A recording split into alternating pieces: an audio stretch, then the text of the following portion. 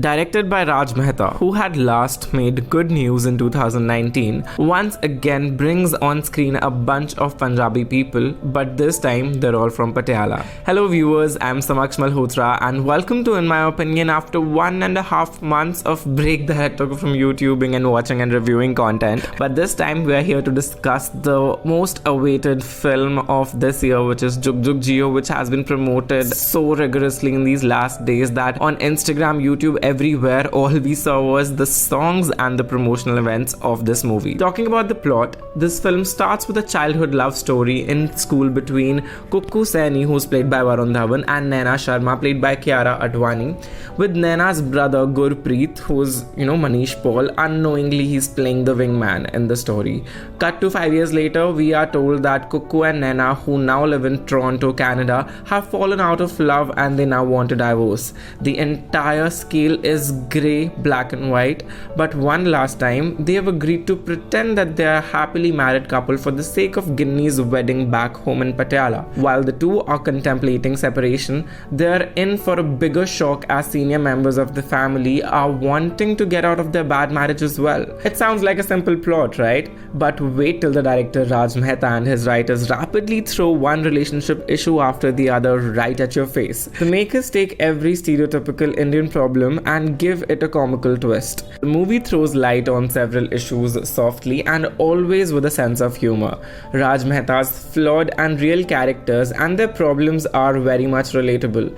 The treatment with which appears a bit fresh this time around, with an attempt to, delve deep into how a marriage of 35 years and a marriage of 5 years stands the same fate.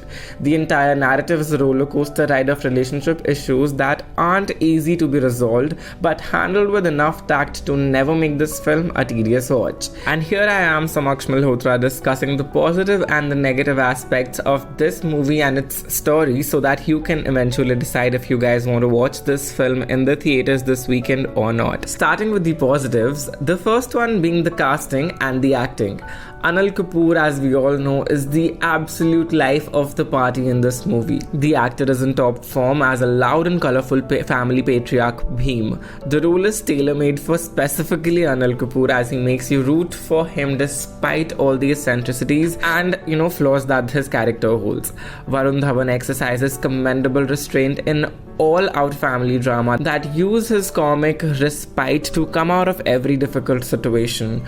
Varun Dhawan also adds life to the complex character while dealing with the dysfunctional family, a non-functional marriage, and his own inferiorities. Kiara Advani delivers a restrained performance where she brings in just the right mixes of emotions, a self-made, independent, and career-oriented woman, which is not a cliched Dharma production heroine, yet someone who values the family ties. She makes her character believable, and Neetu Singh brings so much calm in every scene. Surprisingly and thankfully so, she isn't shown to be this loud Punjabi mom that Bollywood has normalized for so long now. She is subtle, she is rational, she is pragmatic about life, unlike her on-screen husband Anil Kapoor.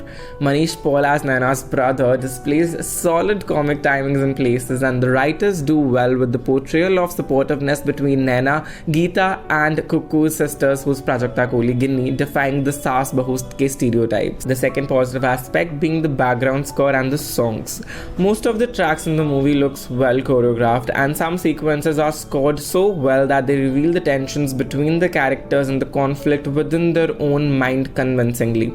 For instance, the Dupatta track is a great modern number. It's a fresh piece of music that intervenes two bachelor parties happening along with the Mata Ki Chauki with a great balance, and it feels like the songs of the movie, although two of them are the remakes, but still they're able to catch up with what vibe is required by the current Indian audiences. But again, the Nach Punjaban song is no match to Galla Goodiyan that Dil Dhadakne Do and Zoya Akhtar gave us. The third positive aspect about this film is its treatment of marriage as a subject. It feels like this movie could finally be a mature exploration of how two people can drift apart in a marriage without anyone being branded as a villain. That a marriage can be a compromise, that people can be be cordial to each other, but love and a meeting of minds may still be a distant dream. It's about rifts, the movie is about reconciliations.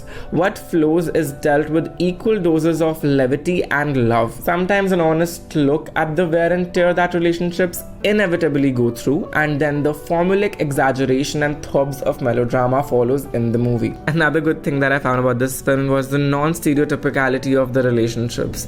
For example, Kiara and Varun's chemistry is refreshing, and unlike most of the rom-coms, she isn't just reduced to a prop, but has some strong scenes which showcases a new side of her. The interesting marital equation between Naina and Cuckoo is another standout moment. One sequence that showed them fighting like a regular married couple about modern issues of women working and becoming successful after marriage, male ego, etc. is relatable and relatively new in such genre of films. Neetu Kapoor is a delight to watch, as I've already said, and what stands out in Jug Jug Jio is the equation between the mother-in-law and her daughter-in-law, because not many times do we see a mother-in-law here, Neetu Kapoor, confide in her daughter-in-law, who's Kiara, and support her through thick and thin even against her own son. Her scene with Kiara on a bench overlooking the lake stands out as one of the best moments in the film for me. Now, turning the page and flipping the coin, let's discuss the negative aspect of the film which could be improved to make this a perfect watch, but of course the film has its own flaws, starting with the first one. The first negative aspect being the humor. Although the film is full of comic elements, but there were moments when instead of laughing, I made a cringe face when the humor line came. The humor sometimes gets distasteful and often juvenile, such as when a man declares that the only way for a human being to lighten up is to do potty or to do party, and elsewhere when a fellow is advised never to suppress his emotions or motions. These rhymes are not really something that the audience wants to watch in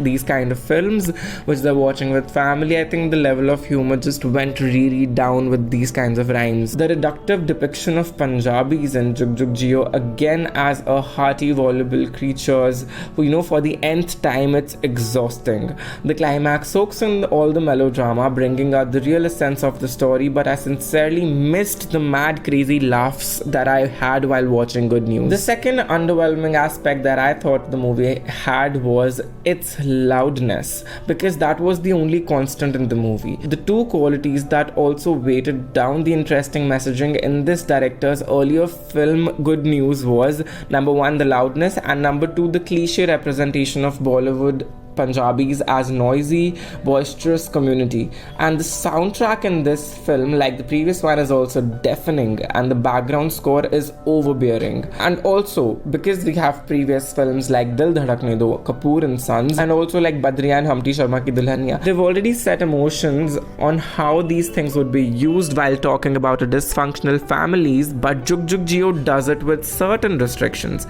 This film won't bore you, but it won't either make you go ROFL, making you watch it again. It plays fun with the serious topic of divorce without going into its authentic complications for a reason, because then people would have called it preachy. Overall, if we talk about the film, however deep the subject might be, director Raj Mehta did manage to use humor, also sarcasm, wit, new type of casting to keep this proceedings light and engaging. Just like all the marriages, this film isn't perfect and has its fair share of flaws, and those imperfections will make the whole film worthwhile for you to go and watch it in the theaters near you. But if you have already seen the movie, let me know in the comments down below, how did you find out the movie and how did you like this review? Let me know in the comments so that we can discuss it further. Also, if you like this review, do like this review, and if you love this review, then do remember to subscribe to my YouTube channel while pressing the bell icon for future updates. That is the video, guys. Also remember to follow me on Instagram and Twitter. The handles are right in front of you. Thank you so much. See you next time.